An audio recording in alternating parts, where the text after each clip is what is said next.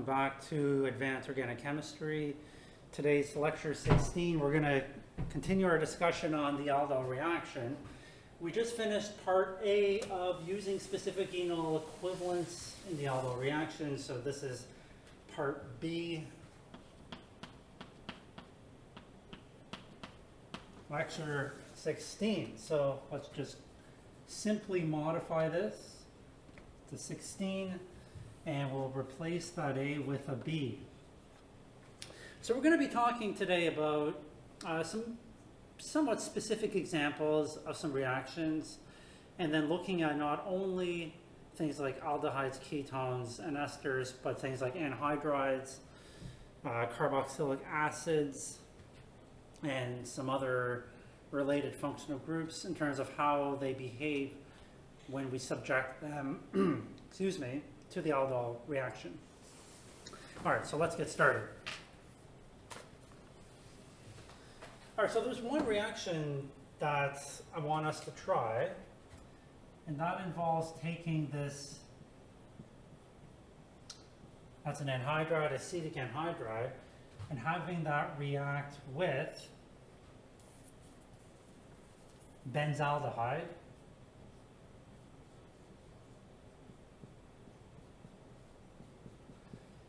and we want to put this all together in one pot. And you might think, well, what would be a good base that we could use? And very often, if you think back to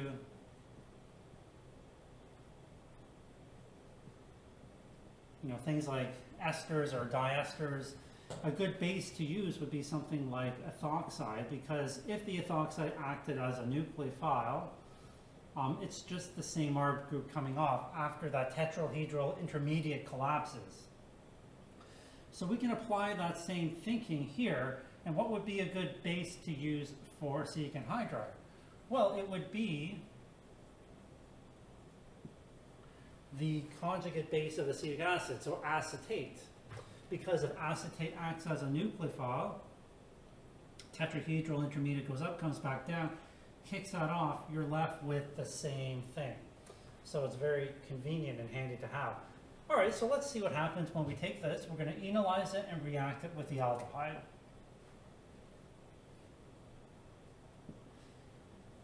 Okay, so this will pick up the proton. You'll generate your enolate as I've shown here, and then this will react with the benzaldehyde.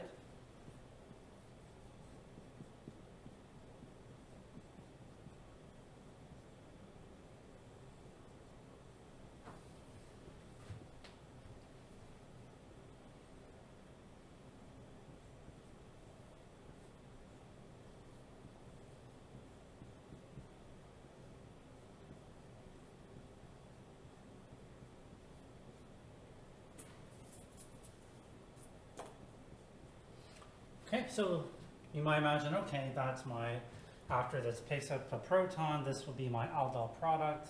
Maybe I'll do some dehydration there. But if you do this reaction with acetic anhydride or anhydrides in general, what actually might happen is I want you to look at this molecule here and say, okay, we've got a nucleophile at this oxygen here. Is there a potential electrophile within that same molecule?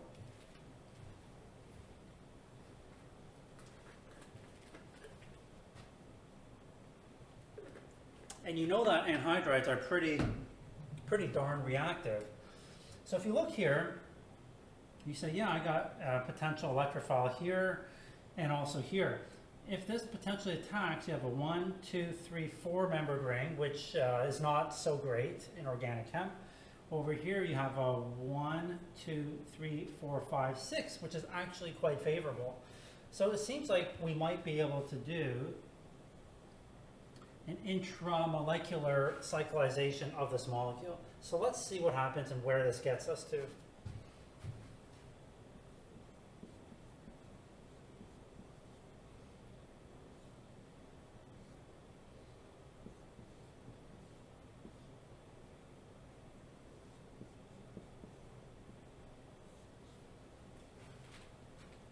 So we form a tetrahedral intermediate, not surprising because we're attacking a carbonyl compound.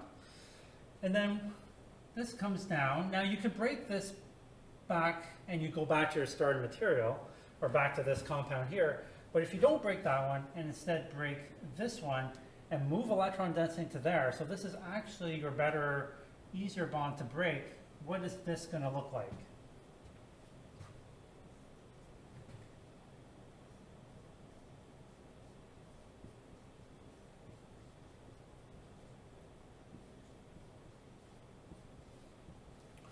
Okay, so you generate this branch structure like that.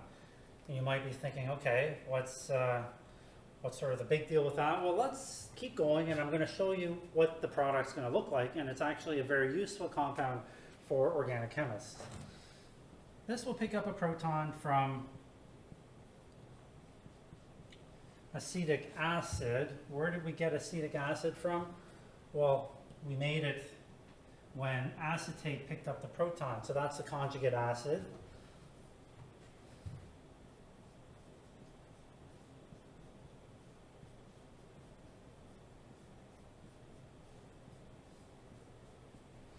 And then at this stage here, because we're under acidic conditions, we're going to form an enol. So we're going to actually protonate here.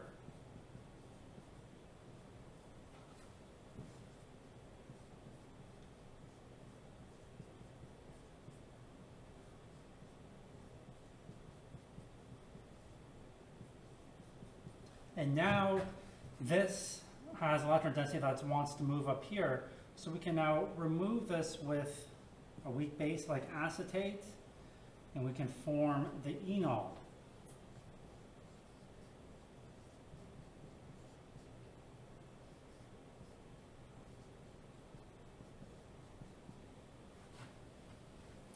Okay, so your enol looks like this.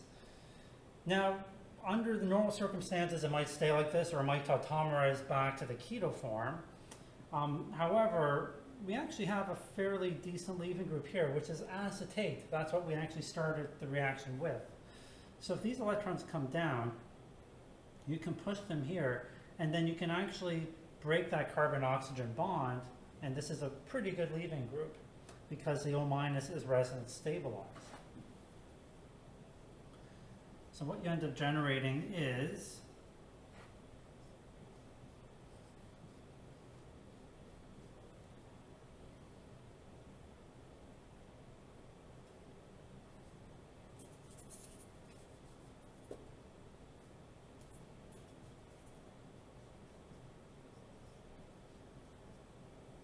this compound here. You have a, because the electrons came down and moved like that, you now have an oxonium ion that you need to finally deprotonate. And now you're going to be left with your final compound, which is this here. This is an alpha beta unsaturated acid. And this is actually a very useful compound in organic synthesis.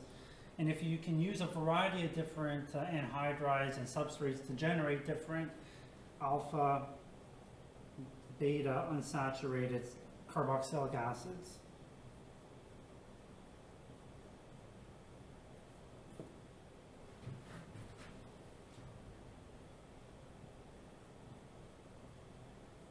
So the point here in this reaction is that we started off trying to do a traditional aldol, but simply because of this intramolecular reaction in the middle, we can actually form this alternative structure, which is actually quite useful.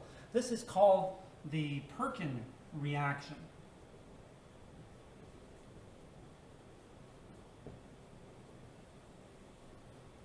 Okay, very good. Do you have any questions? If you have any questions, remember to send me an email or take screenshots, and then we can always discuss them during class or course pack. Okay, so that's important. Let's look at specific enol equivalents for carboxylic acid derivatives. So that's carboxylic acid derivative, that's an anhydride. What about other types?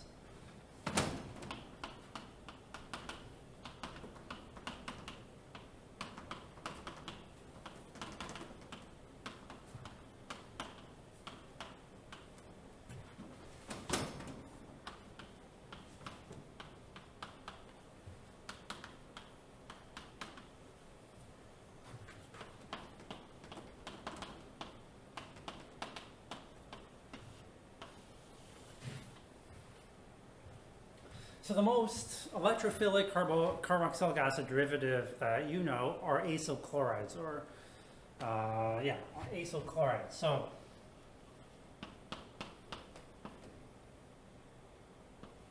can we make enolate or specific enol equivalents from that? Other ones are things like anhydrides, which we just looked at right there.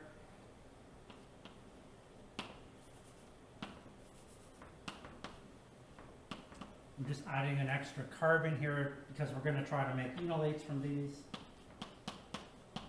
Esters, and then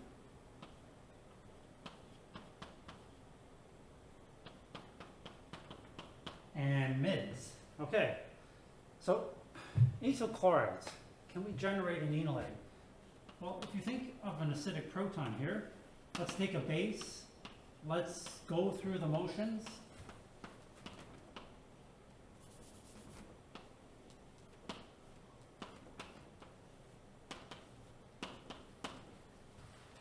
Now let's generate this enolate. So the trick would be, could we generate this enolate and then have this react with an aldehyde or some other molecule? Now it looks good on paper, or in this case the chalkboard, but the problem is this enolate is actually very, very unstable. So what happens is that before you add your electrophilic substrate, this will come down, and because the chlorine is such a good leaving group, it will collapse to this structure here. This here is called a ketene, and this is definitely not what we want. So essentially, for our purposes, it will not work.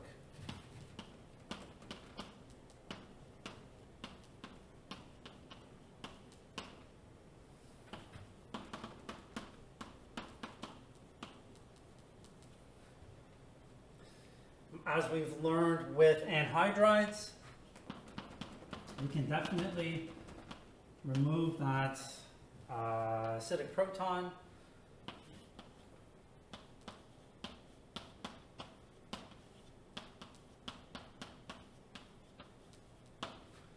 So that's fine.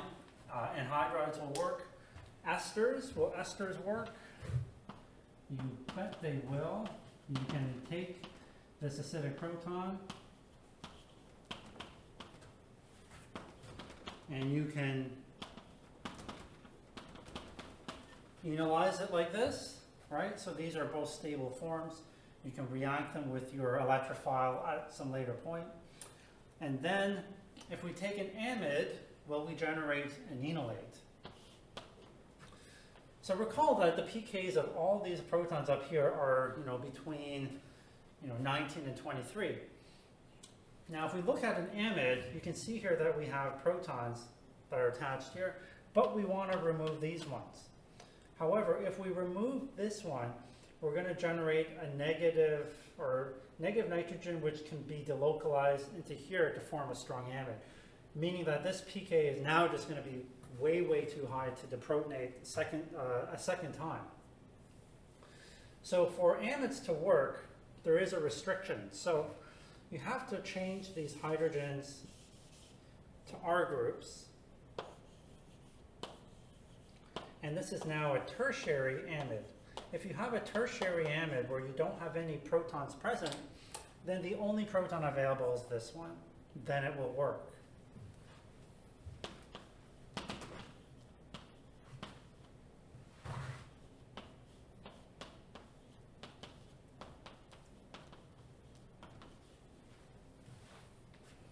Okay, so only works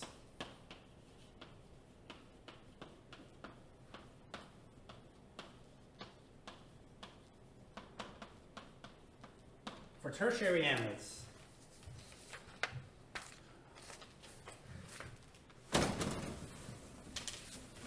All right, so let's take a look more specifically at esters.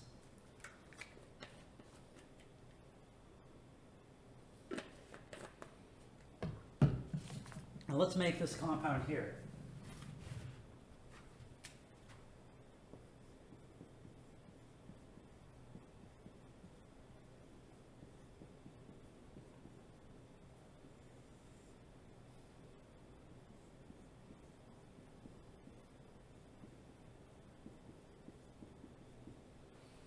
Okay, so make this compound.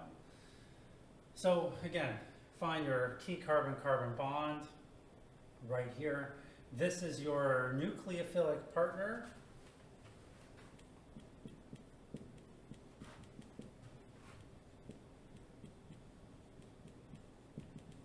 And your electrophilic partner is going to be on this side of the molecule. So this used to be a carbonyl, specifically an aldehyde, before it got attacked.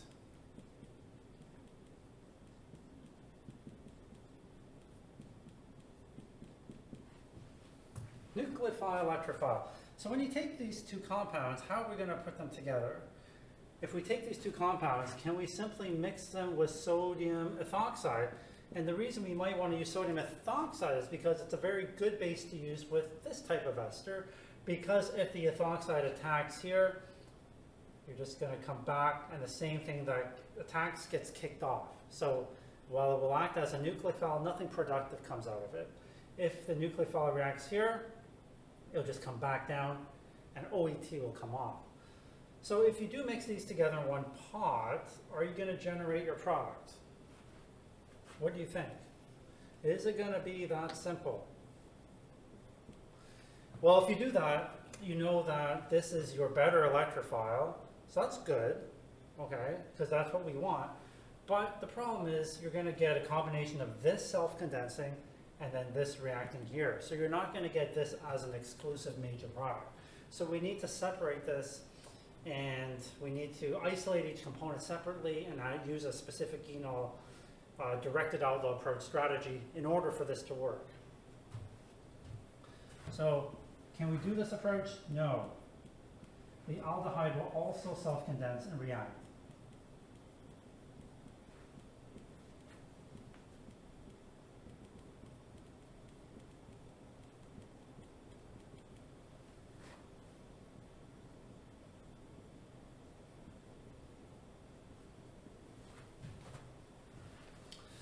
So let's take our nucleophile and create that separately. So a good type of non-nucleophilic base we can use is something like LDA. That's good. Or another one that I'll introduce you to that you have seen a little bit, sodium hydride. Sodium hydride is actually a very good non-nucleophilic base. And you'll form the enolate, and then in a second step, you add your electrophilic acetaldehyde, and then you'll generate your product.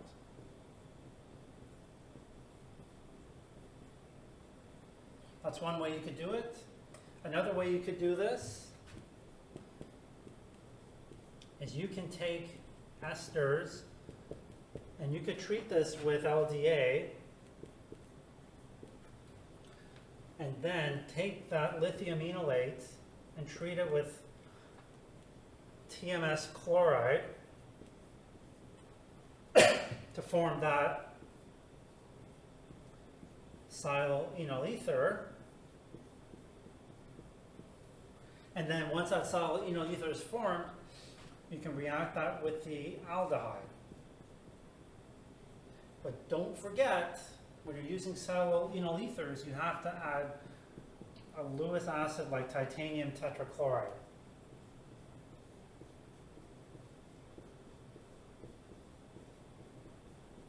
Okay, so two different approaches to make ester aldol products. But I'm going to teach you a third approach, and let me finish writing that down. I'll erase the Perkin reaction here.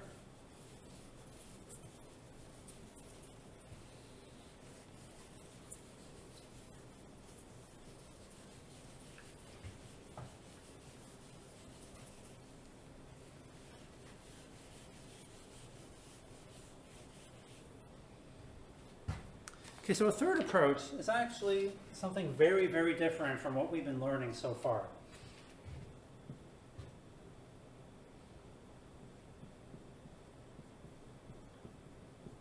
Okay, so that's our starting desired nucleophile. Now, what we're going to do is we're actually going to look at the brominated ester derivative of this. Okay, so I know it's not the same starting material, but if we treat this bromo ester with zinc, the zinc will actually react with the oxygen, move the double bond down, kick off that bromine,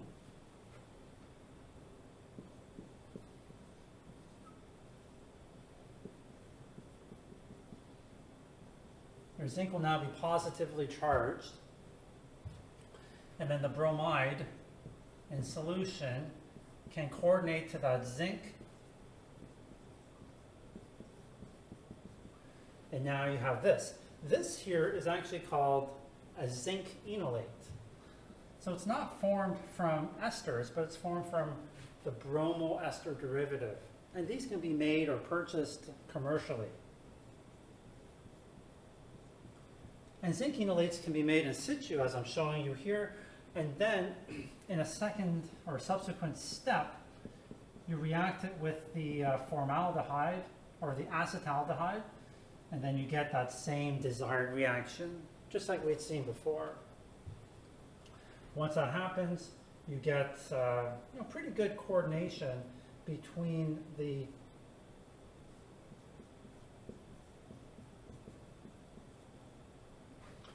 zinc and the bromine together like this. And it's this transition 6-membered ring that helps to stabilize the zinc and makes it fairly reactive. And then when you work this up, you generate the same product, the same desired product, as is shown on that board on your right. Okay, so you can make lithium enolate approach, or sodium enolate approach, or solid enol ether, or we can use this new approach, which is the zinc enolate approach. And the nice thing about zinc enolates is that if you form a zinc enolate,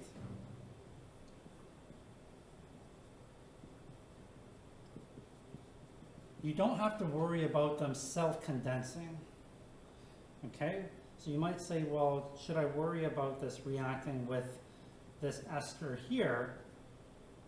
And the answer is no, you don't have to, because esters are not terribly electrophilic. They're not like aldehydes. So they're reactive, but they're fairly tame, and you can control it so you get your desired product.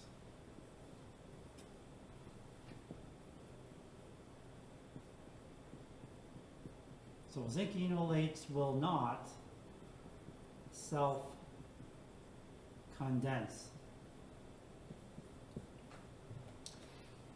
And the last question I have for you on related to this topic is, could we take an ester, and since we've talked about lithium enolates and the solid enol ethers and now zinc enolates, could we use an enamine or an aza enolate strategy to make those?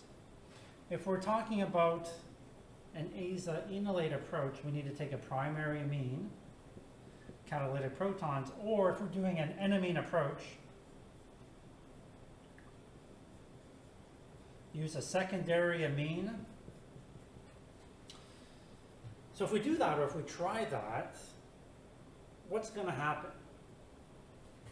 We're going to deprotonate here, we're going to protonate here, but we're not dealing with aldehydes or ketones anymore. We have an ester. So this is actually a good leaving group. And now the nitrogen could come and react at that center and kick that off.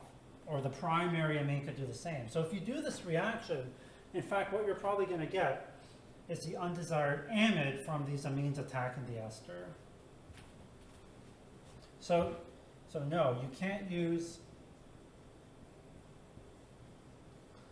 enamines or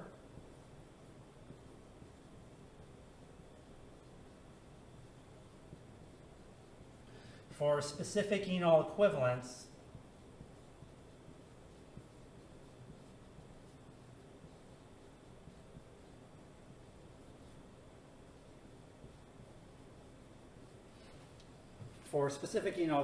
of esters.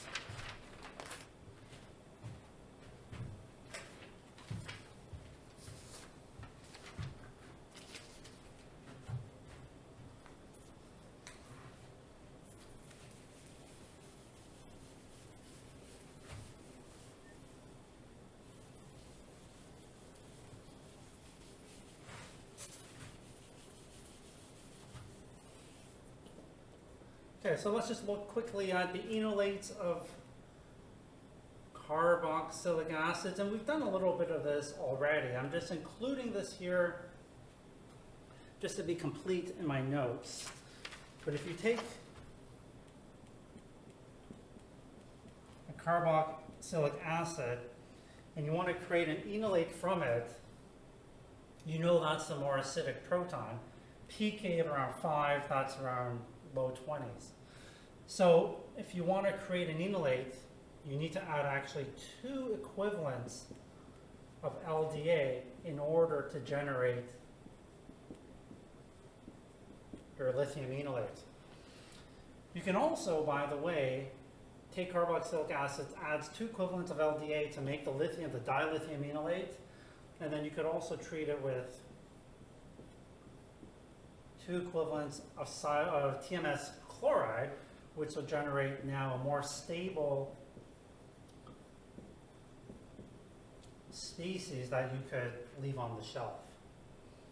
And then the silyl enol ether, as you've learned already, you can react that with aldehydes or ketones or other electrophiles in the presence of Lewis acids. So in conclusion, I'm just going to draw a quick table here looking at useful enolates for an aldol reaction.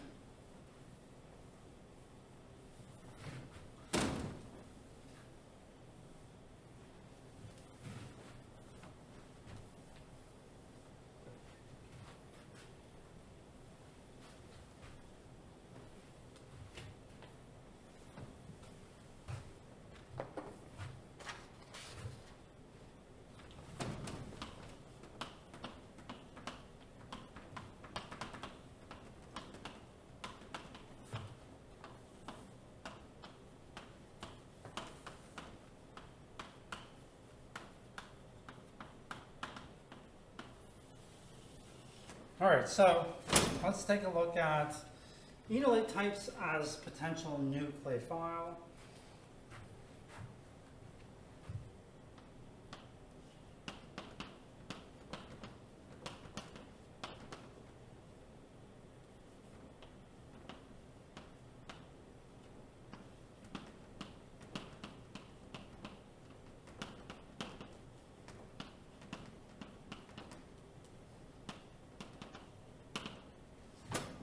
All right, so these would be things like lithium enolate, we've looked at silyl enol ethers,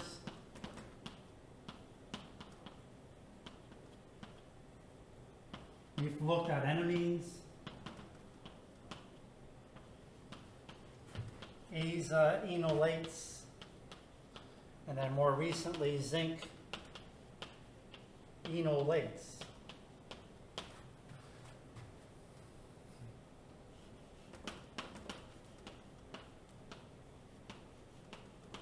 Okay, so we have aldehydes, we have ketones, we have esters, and then we have acids.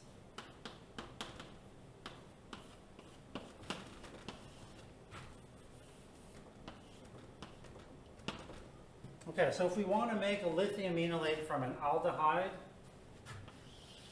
you know you can't do that, right? We've talked about that quite a bit.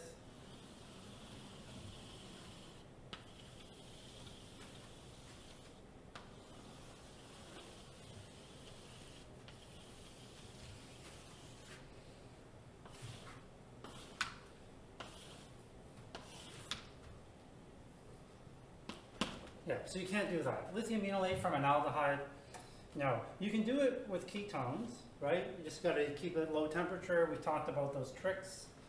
Esters, yes, you can do. Acids you can do, but you need 2 equivalents, as we just talked about on this whiteboard.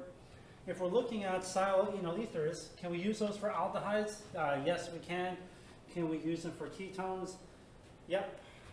Esters, yes. Acids, yes. We also made one right here. Right, silyl enol ether, lithium enolate, and silyl enol ether. So those work as well. Again, you need 2 equivalents. Enamines for aldehydes. So if you're using this for an aldol reaction, I told you already last lecture that enamines are very weakly nucleophilic and they typically don't work. However, they sometimes will work for especially like intramolecular type aldol reactions. So it's not a black and white yes or no. I'll just say sometimes, but they're more often used for intramolecular aldol, which we'll actually look at after this lecture. Ketones, again, I'll write sometimes. For esters, can you make esters from enamines or enolates? Well, no, we just went through that over there. Absolutely not. And acids, yeah, you can't do that. Enolates, can you make those from aldehydes? Yeah, that would be appropriate. And ketones, yes. Esters, no, right? You'll just make an amide bond. And then finally, you can't use that with acids either. You'll just get simple deprotonation. And then lastly, zinc enolates, that new type of enolate that you just learned over here, is very special and it's specific for esters. So you don't use those for aldehydes. In fact, if you try to use like a bromoaldehyde derivative employing the same type of strategy, would also probably just self-condense. Ketones, that's not going to work either. And it's really just specific for esters only and not carboxylic acids. All right, so that concludes Part B, Lecture 16 on specific enol equivalents. Next up is intramolecular aldol. See you for that one soon. Take care.